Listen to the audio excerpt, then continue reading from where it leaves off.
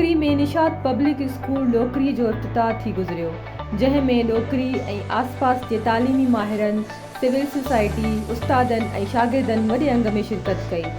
उन मौक़े ते प्रोग्राम जे महिमान ख़ासि सीनियर उस्ताद सर काज़ी Rashid Rahman Junejo, AD local government senior उस्ताद सर नज़ीर अहमद सांगरो,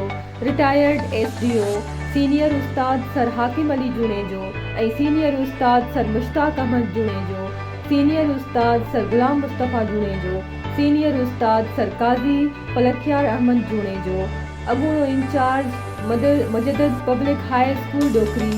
सीनियर उस्ताद sir Suhail Ahmed Jesar, head master government primary school Hassan वाहण,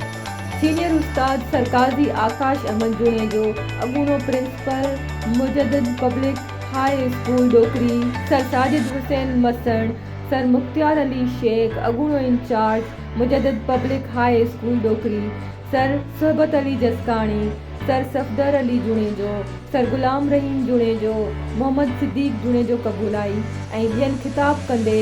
school जे लाइ नेक तमन्नाउनि जो इज़हार कंदे चयो त असीं हिन इदारे सां हर विख ते भरपूर साथ ॾींदासीं। निशात पब्लिक स्कूल डोकरीअ जे डायरेक्टर डॉक्टर शाहिद अहमद जूणेजो, असिस्टेंट डायरेक्टर रिटायर्ड फौजी सर इरशाद हुसैन जूणेजो ऐं प्रिंसिपल सर वसीम अली जूणेजो चयो त हिन स्कूल में ग़रीब तोड़े अमीर शागिर्दनि खे हिक जेतिरी तरजीह ॾिनी वेंदी।